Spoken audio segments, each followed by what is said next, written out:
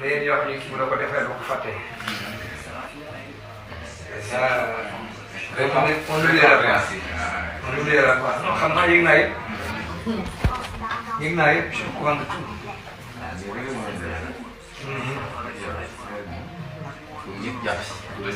C'est ça. Voilà. Ben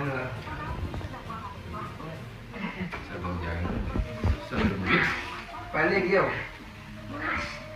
kan la moomoon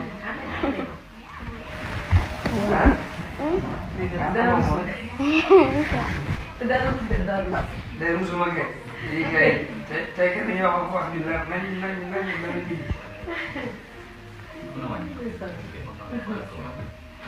naka la ça va dara métti la non da ngay muuru léegi non muuru ma ça va bien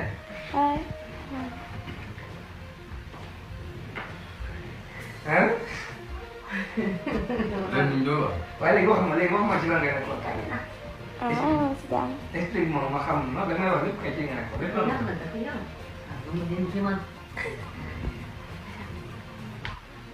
waxtaan ak sa tontu tey moom dana seet si spécialement waxtaan. Aliou léegi lan bëgg xamee fan nga nekkoon tey maa ngi si jàmm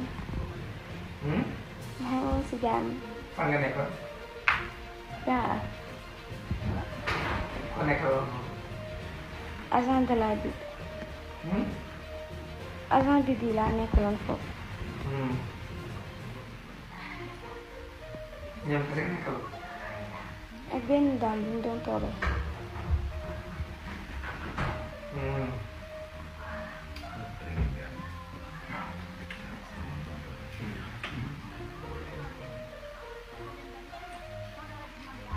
ana lii lan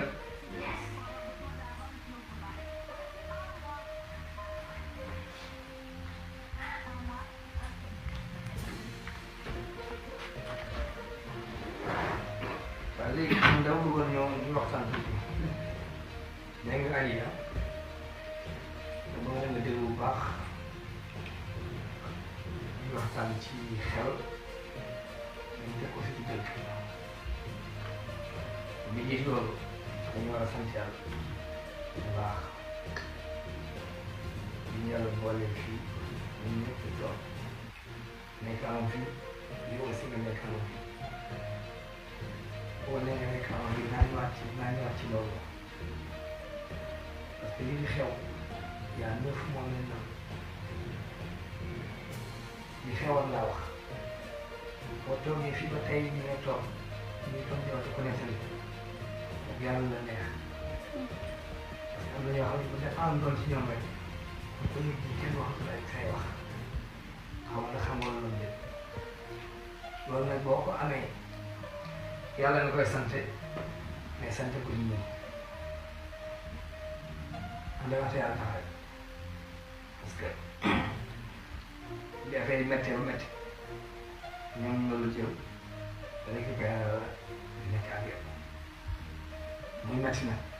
ngeen jël daal di sombi di añ di reer di baxal di lekk di naan di dem marché di ñëw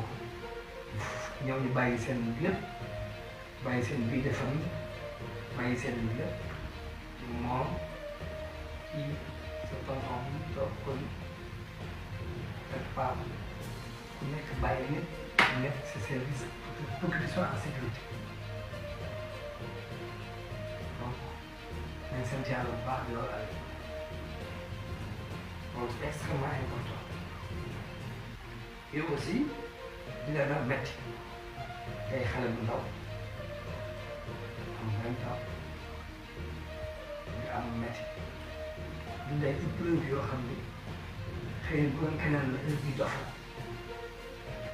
yaa ngi brave yàlla dimbali la boobu ba tey te si biir épreuve yi di dund di ko gérer di ñafe ak moom parce que c'est pas évident c'est pas évident nga dund ko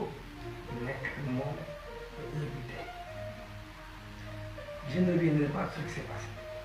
tout ce qui s'est passé j'étais comprendre naa parce que man mag laa am naa ay doomu jigéen yu la mag donc man comprendre naa yu bëree bëri et je ne reviendrai pas là-dessus mereewu ma la ci aussi donc mereewu ma la ci au contraire dama jàpp ni tu es même brave tu es très brave parce que une autre fille de ton âge bu nekkoon situation bi dana demee lay tu es brave tu es courageux tu es bien battu ba heure bi yaa ngi toog yaa sa jàpp léegi nag li ci nekk mooy yow nga mun mu toll comme ni mu mootul nekk li nga mun bëri na yàgg na buntu bi toll buntu toll noonu tu as souffert aussi et ça on le reconnaît on l'admet mais ñun aussi on a souffert ñun ñëpp ñu souffert parce que on a voulu te gérer du ma revenir ci li ñu nekk ci li ñu waxante woon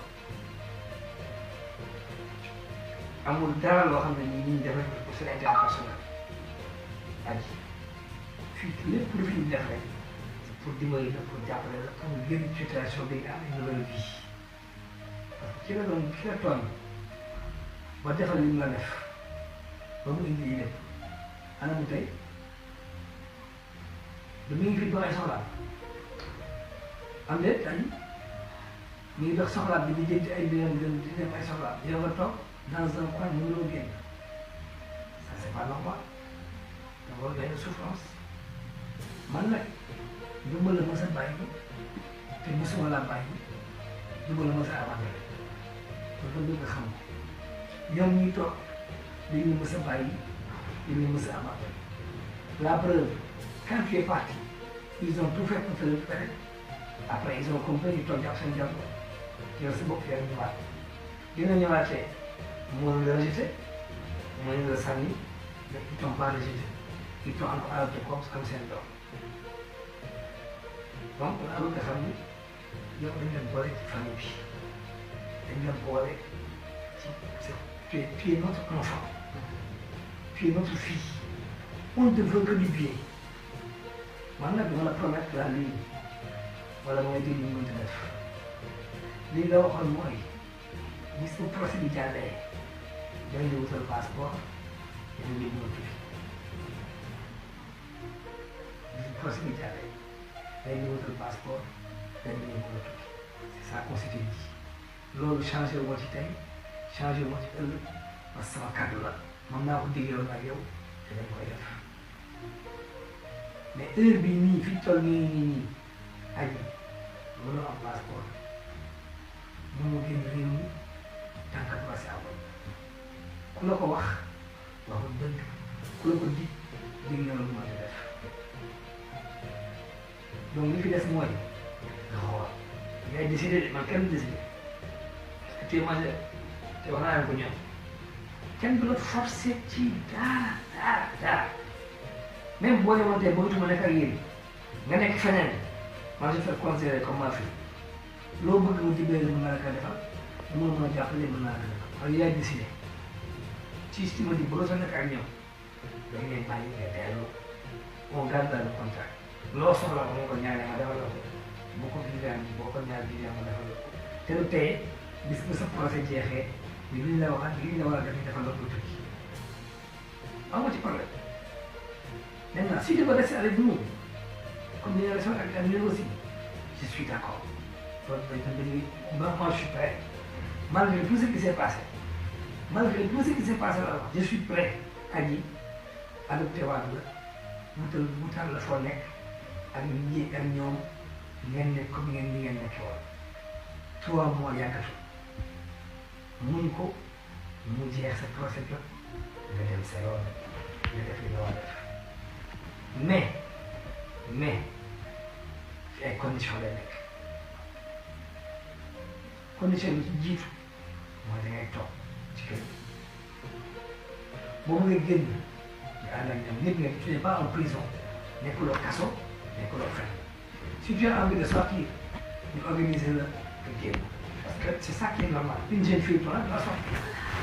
boo bëggee def fi nga bëgg a def ñu organiser la tam nga génn si tu vas aller au resto ñu organiser la nga génn